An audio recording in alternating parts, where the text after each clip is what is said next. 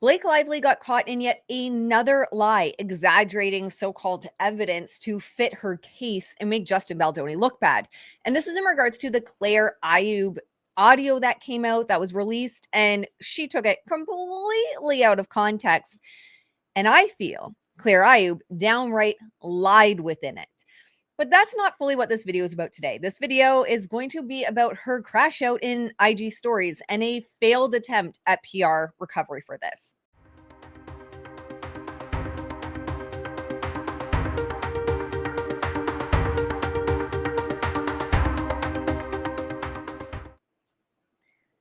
Welcome back to the channel. My name is Ashley Brianna Eve. I have over 15 years of experience in branding, marketing, and PR, and I use that knowledge to bring you behind the headlines of the trending pop culture stories.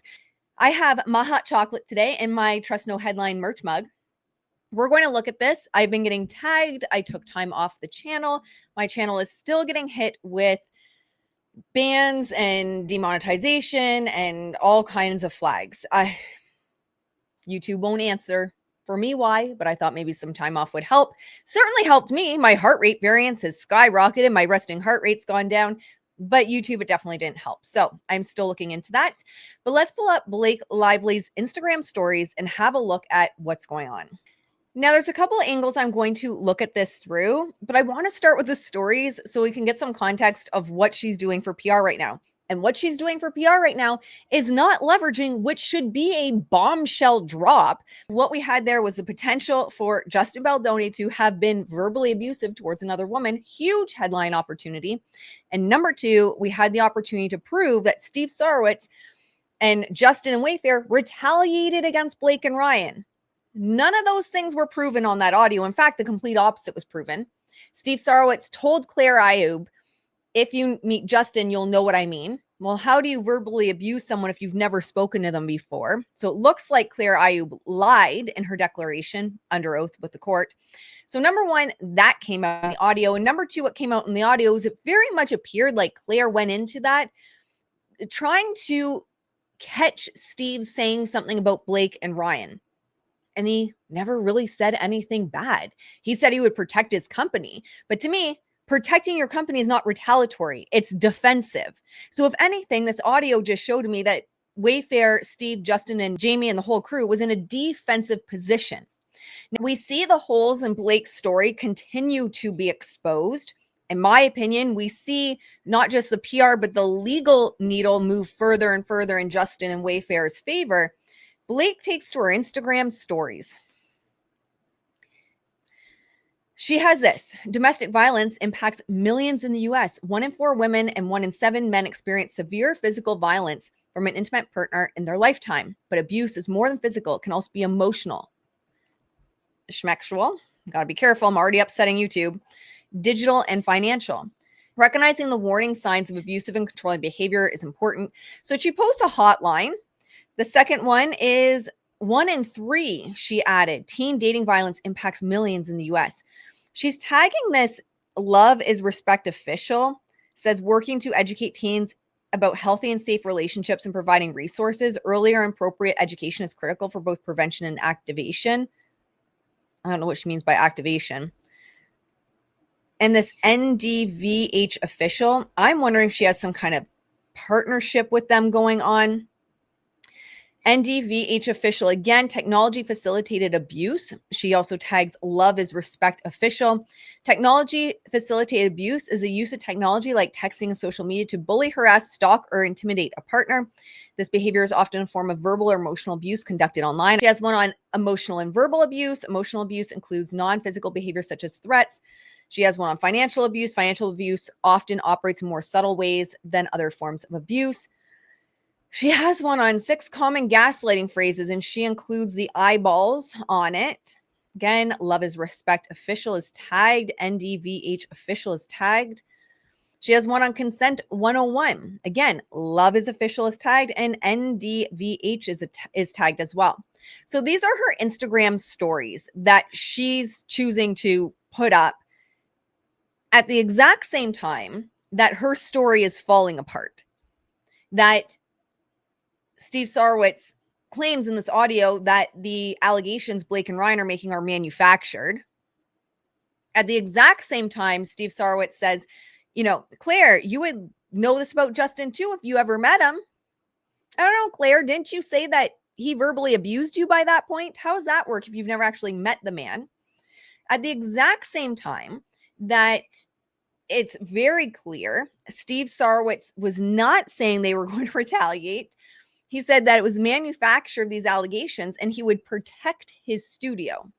Now, I can see how the way he described that could be seen as inappropriate. Absolutely. I 100%. It still makes me cringe a little bit of like, ooh, I don't know if that was the best way to put something. I don't know. And it still wasn't in the overall context that Blake Lively had alluded to in her lawsuit. And also Claire seems to be lying. So let's look at actually, I want to take a step back first, because there was something that Not Actually Golden said before this audio came out that made me realize why Blake wasn't running ahead with this in her PR. So let's look at that first. But using it, publishing an illegally obtained recording can in and of itself be problematic. And so my read on it is that they wanted to utilize it, let everybody know that it existed, let everybody draw their conclusions from it, while still protecting themselves from any liability for putting a potentially illegally obtained, and they know whether it was illegally obtained, remember, a potentially illegally obtained recording out there. And, even a transcript could do that.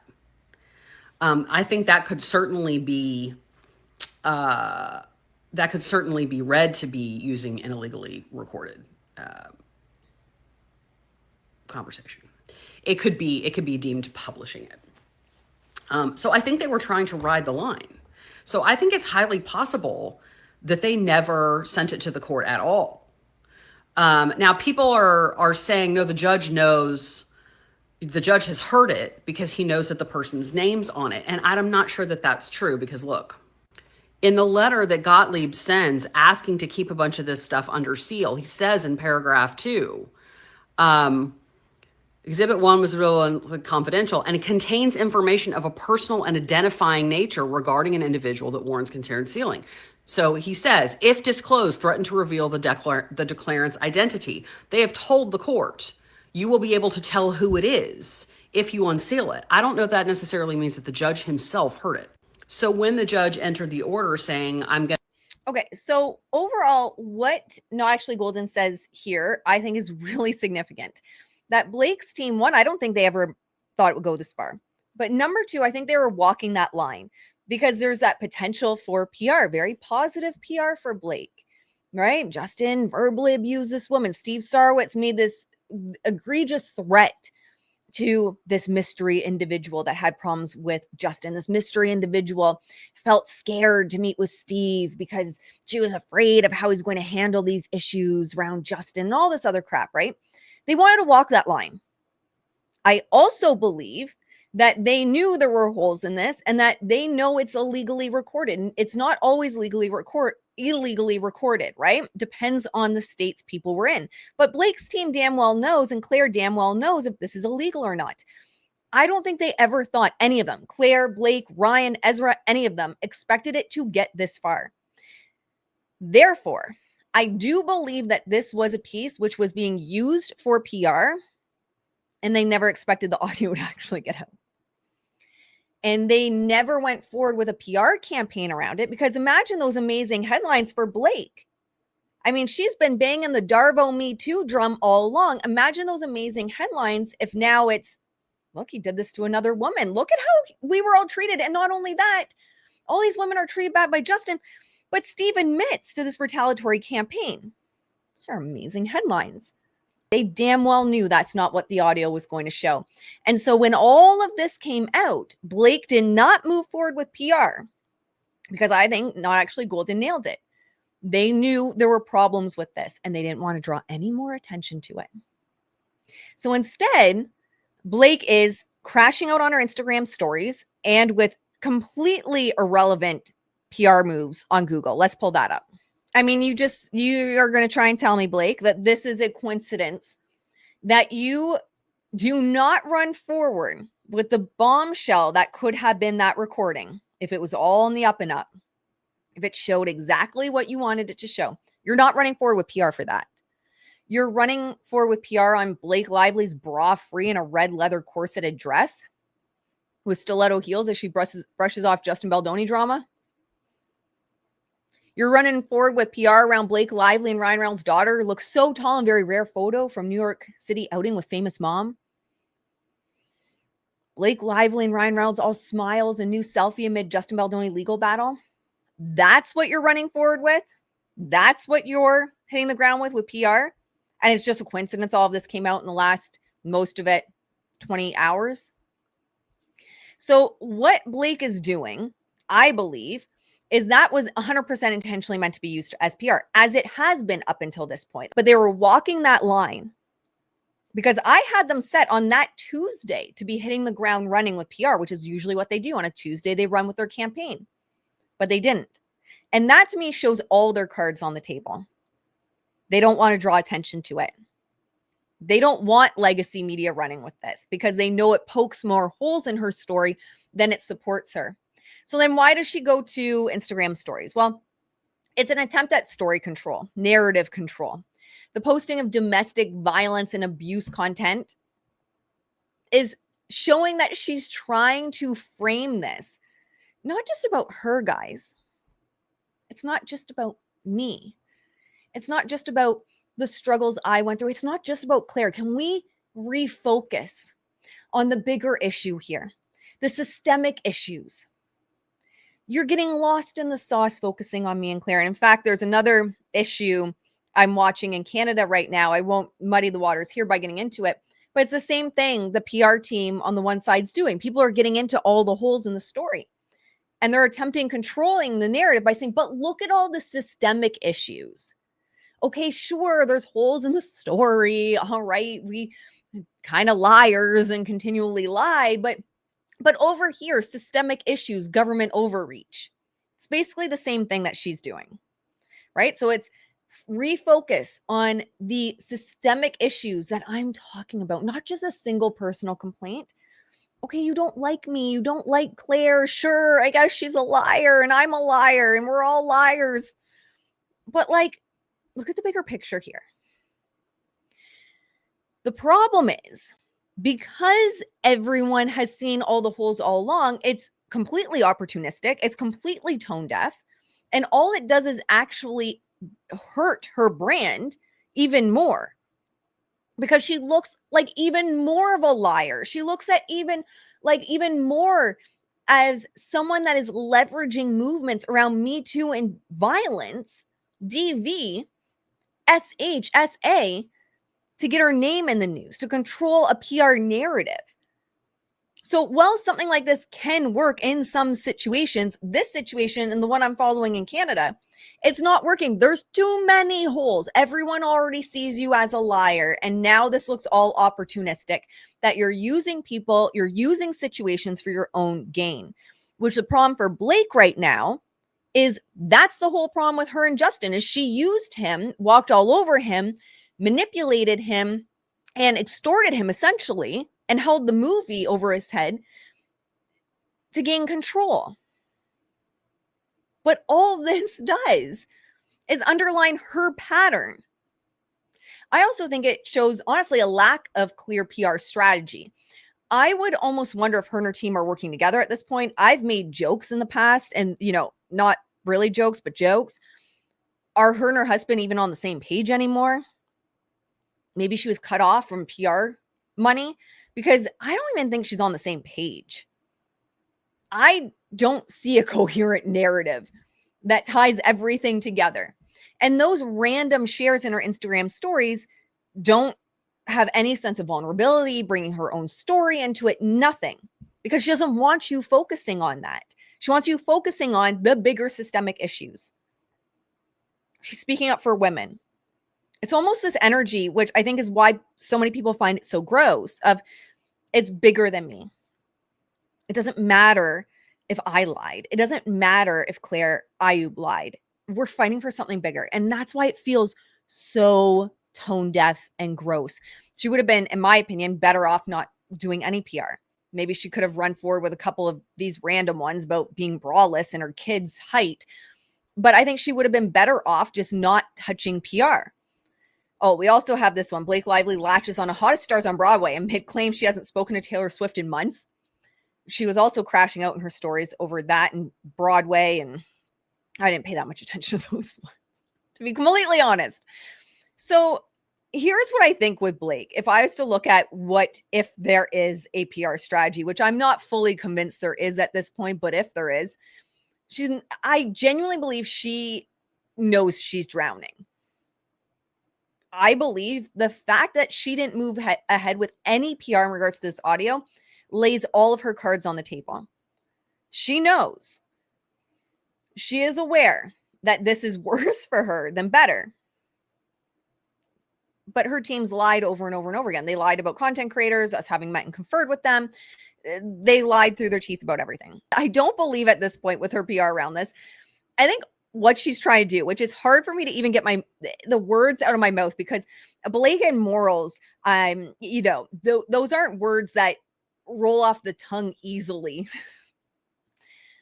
But I think she's trying to salvage some sort of moral authority and reframe that public conversation around values, what she's claiming to be her values, but they're not her values, because we know her and her husband did the marketing through Maximum Effort of It Ends With Us. Even though she tries to blame Sony for the bad marketing of It Ends With Us, it was her and her husband. They did it all. We have the text messages where she says, we're basically like the mafia. I'll get rid of any bad ideas or lame ideas. I mean, she did all of the marketing. She made it so that you weren't talking about DV. She made it so it was about florals. She made it so that you weren't talking about the trials that Lily went through. So that's another reason why it just feels dead in the water. Because now she's saying, these are my values. Fighting for women, my values. Speaking up for teen girls, my values. And we're all sitting back, anyone that has eyeballs and ears going, girl, where were you when you were marketing the DV movie? But instead you were going off on Britney Spears' dress and your husband's movie. Right? We've all seen how she handled all of this. So her trying to salvage some type of moral authority and reframe the public conversation to, well, it's not about me, it's a bigger issue, is just disgusting. It makes my stomach turn. Because the facts are, the audio contradicted her narrative. The facts are, the timeline fell apart for Claire. The facts are, the media and the public caught up to it. And she's in deep. I genuinely believe, and something that I've said online the last few days, I think Ryan is the one that said, you figure out a way, but I am not testifying at this trial. Her own husband doesn't want to be within like 100 yards of her or this shitstorm. Everyone in her life has thrown her under the bus to deal with this alone. Girl, you need to wake up, Blake, if you're watching this, if you're team and used to watch my shit. You need to wake up. Your husband is saving himself over helping you. Your bestie Taylor saved herself over helping you. So instead of fighting the truth, instead of addressing the truth, because what do you say to this? She's pivoting to the bigger meaning. So she's saying, essentially, even if you don't agree with me, we can't disagree about abuse, real abuse, right? It's pervasive. It's a problem. So she is values hijacking. She's taking the values of the majority and pretending they're her values to get her ahead in a PR war. But when your credibility collapses, and it's collapsed a long time ago, you can try all you want, but people just see you for the monster you are. And I'm tired of this being framed as you hate women if you don't believe Blake Lively. Every time Blake Lively has had a chance to get people on her side, it's been another lie. So Blake's trying to really force this narrative. Doesn't matter about me. I'm a courageous advocate for women's safety and systemic change, guys. And I think she's even trying to distance herself from the image of her entangled in this lawsuit, which good luck with that, girlfriend. That's not going to go well. The problem Blake doesn't seem to understand is this kind of pivot, this kind of PR is only going to work if the underlying credibility holds. And she has none. When your own husband and best friend are running, when the rats are running, you've got problems. So if we have the public who believes she's weaponized survivor rhetoric for leverage in a PR war, she's losing both the moral and the brand capital. She's just further hurting her brand. And then she turns around and blames everyone else other than herself. It's Justin's fault. It's everyone else's fault. It's the content creator's fault. Everyone's hurting my brands but me. Everyone has it out for me.